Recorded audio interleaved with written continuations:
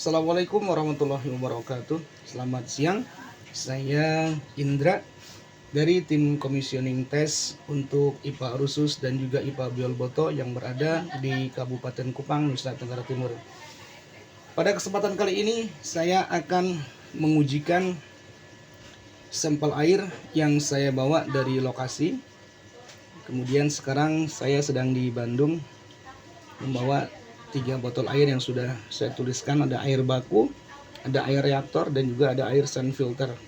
Air baku ini adalah air yang dihasilkan dari mata air yang berada di IPA Rusus. Kemudian ini adalah air reaktor yang telah masuk ke dalam reaktor. Kemudian ini adalah air sun filter atau air yang sudah siap untuk dimasukkan ke reservoir untuk digelontorkan ke seluruh SR. Yang pertama kita akan tuangkan masing-masing sampel air ini. Ada 3 gelas di depan kita. Yang pertama kita tuangkan air baku ini ke dalam gelas pertama.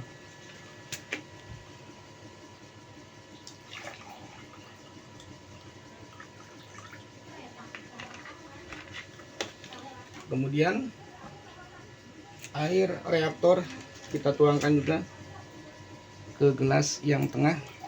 Mengapa air reaktor itu terlihat tidak jernih?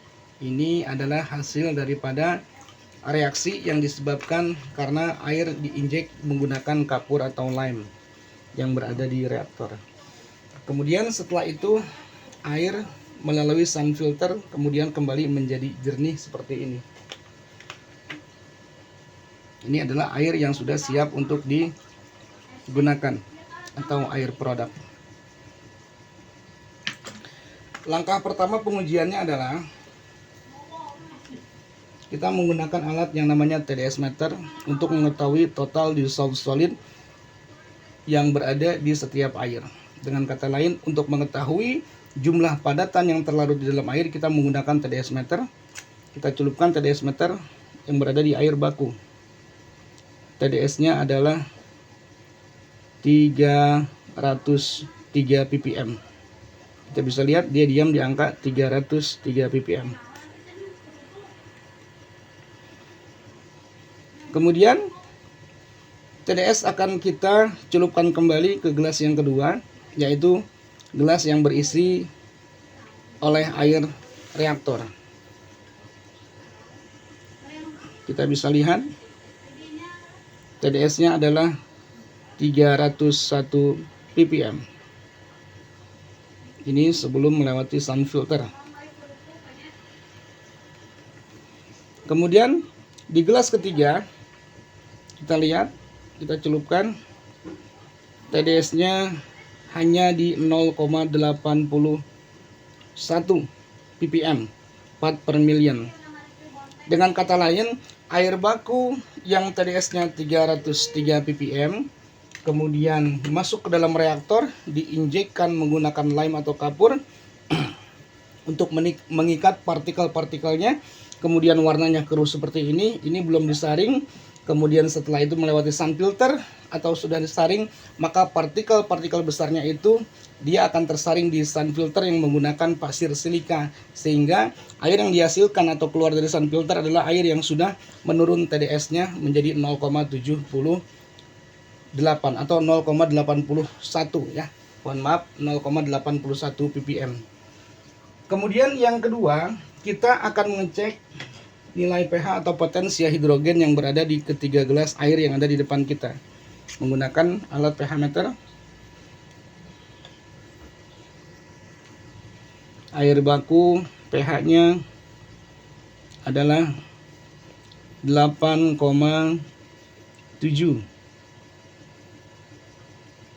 Ini adalah air baku, sekarang menjadi 8,5 ya.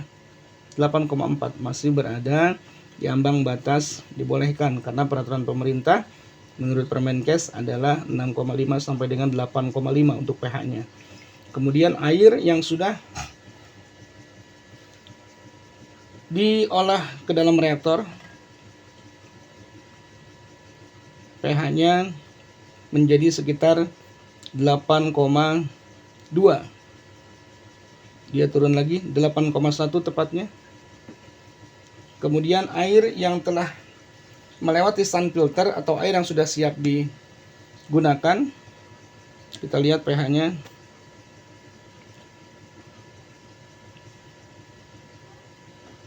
Ya, semakin turun.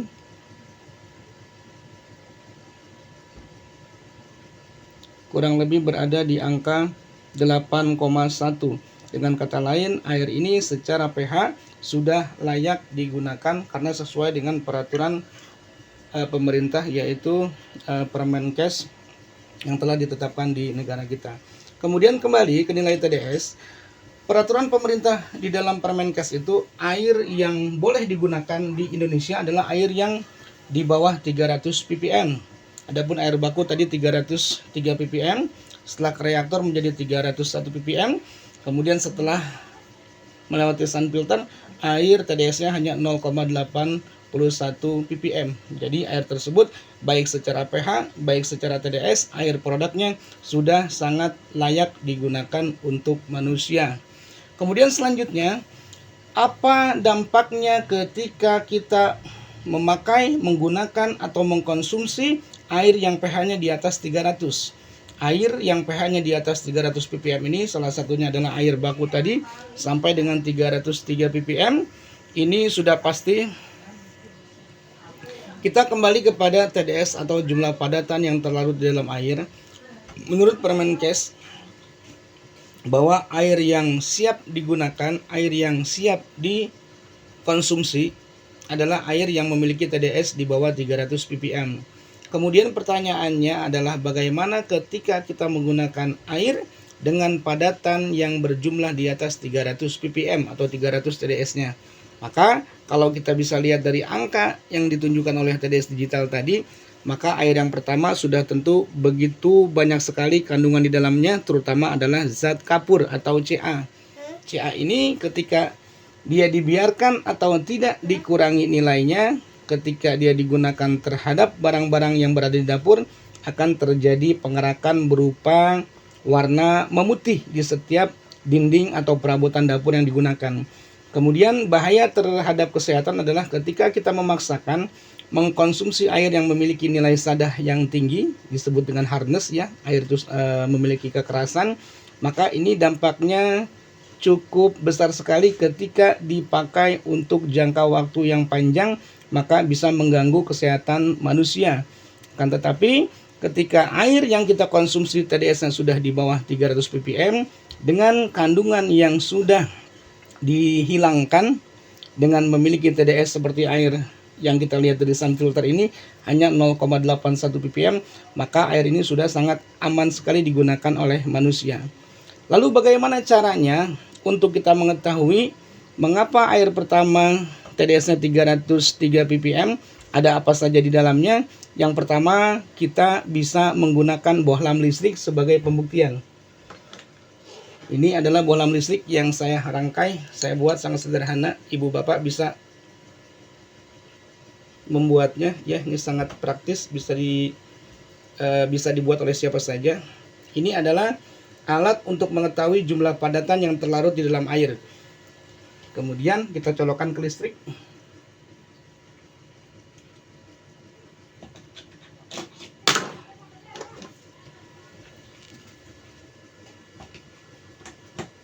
Ibu bapak bisa kita lihat di sini ada bohlam listrik yang saya pegang. Kemudian ini ada obeng. Ya, kita lihat obeng ini adalah besi sehingga lampu yang saya pegang ini bisa bisa nyala karena obeng adalah besi, bisa mengantarkan aliran listrik. Ini adalah air baku. Kita celupkan ke air baku, maka bohlamnya pun menyala. Artinya kandungannya atau padatannya masih cukup tinggi sehingga bisa mengantarkan aliran listrik. Kemudian yang selanjutnya adalah air dari reaktor. Walaupun sudah diproses menggunakan lime, ini kapurnya masih menjadi satu, belum diikat nanti di sun filter. Kemudian kita lihat air dari sun filter, kita celupkan, dia tidak menyala.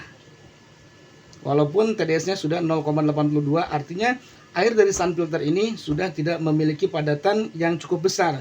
Maka tadi dikatakan sangat aman dikonsumsi oleh manusia. Berbeda dengan air baku, dia menyala karena padatannya tinggi, salah satunya adalah zat kapur atau Ca yang cukup tinggi. Di gelas kedua pun sama, bohlam masih menyala. Kemudian di gelas yang berisi sun filter yang TDS 0,81 tadi, lampu sudah tidak menyala. Ini adalah pembuktian pertama bahwa air yang sudah diproses kemudian melewati sun filter yang akan masuk ke reservoir kemudian siap digelontorkan baik di IPA Rusus ataupun IPA Biolboto sudah sangat layak untuk dikonsumsi oleh manusia. Kemudian selanjutnya adalah kita akan membuktikan dengan alat elektrolisa.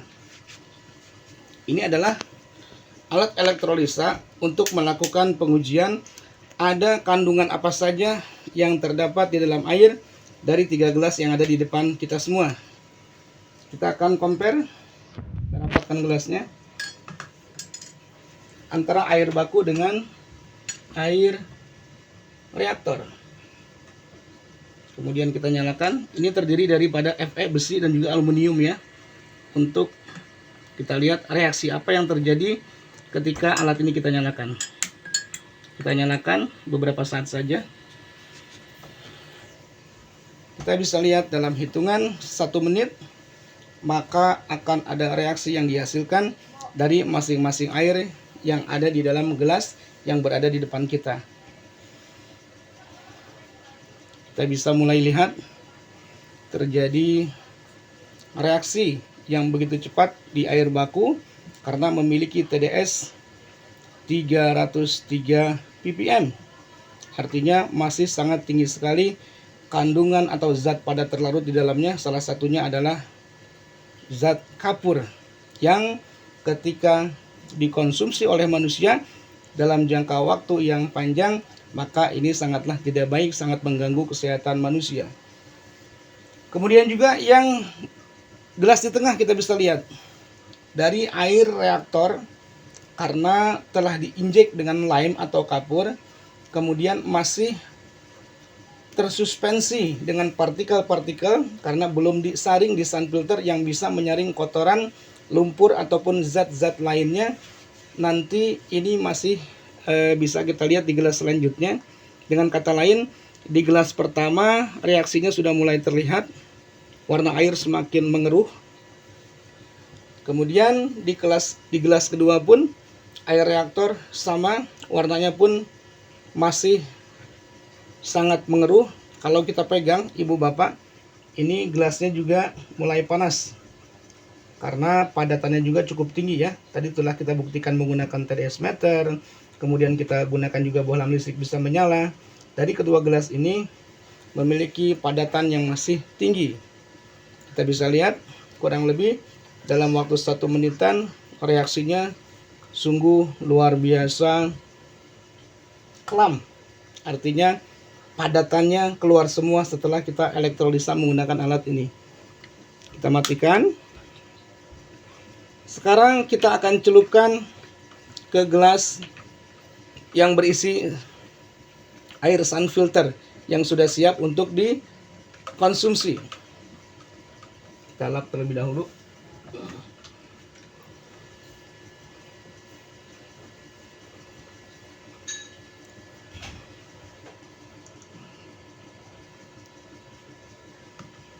Kita compare kembali. Kemudian kita colok lagi.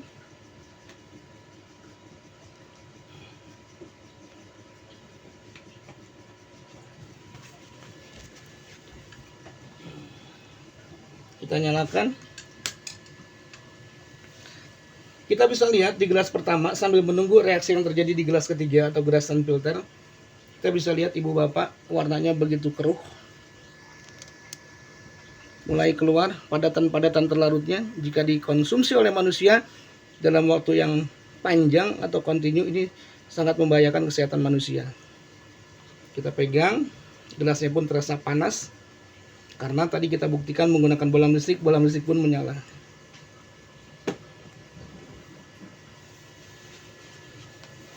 Kemudian di gelas kedua pun sama, dari gelas reaktor kita lihat reaksi yang begitu signifikan. Endapan-endapan yang terdapat di dalam airnya itu keluar setelah kita elektrolisa menggunakan alat pengujian yang ada di depan kita. Berbeda dengan gelas yang ketiga.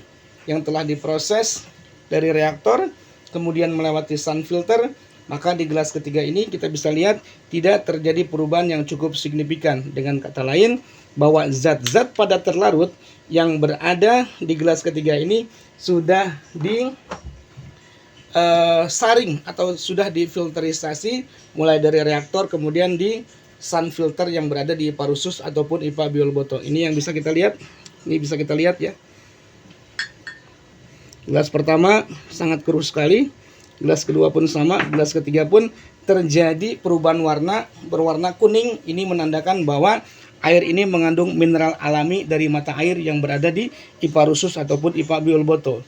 Kemudian kalau kita ujikan menggunakan bohlam listrik kembali, apa yang akan terjadi setelah kita lakukan proses elektrolisa seperti ini? Baik, kita akan kembali ujikan.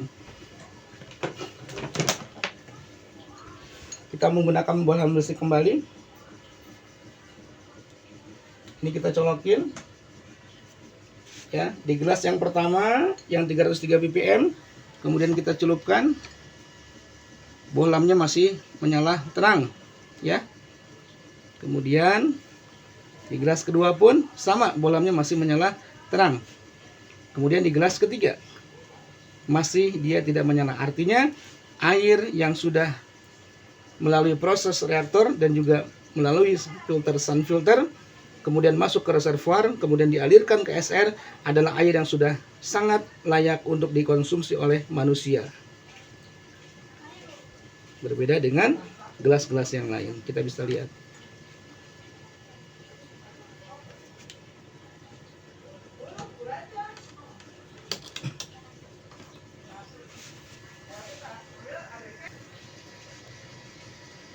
Baik Ibu Bapak, setelah kita melakukan pengujian dari 3 air yang ada di depan kita, mulai dari air baku, air reaktor, dan air sun filter, tadi kita bisa lihat TDS-nya air baku atau mata air 303 ppm, kemudian air reaktor 301 ppm, kemudian air sun filter kita lihat tadi hanya 0,81 ppm.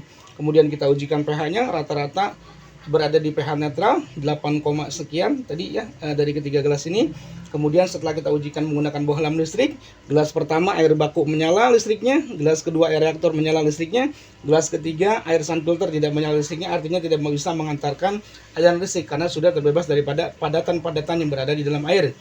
Kemudian setelah kita elektrolisa menggunakan alat ini ya yang terdiri dari besi dan juga aluminium, gelas pertama terjadi perubahan atau reaksi seperti ini, padatannya keluar semua. Kemudian di air reaktor pun sama, padatannya keluar semua. Kemudian kita bisa lihat di gelas ketiga warnanya kuning seperti ini, menandakan ini adalah mineral alami yang terdapat di mata air, di air baku yang sudah kita proses melalui reaktor dan juga dari sun filter. Saya cukupkan untuk demonstrasi pada siang hari ini. Terima kasih. Assalamualaikum warahmatullahi wabarakatuh.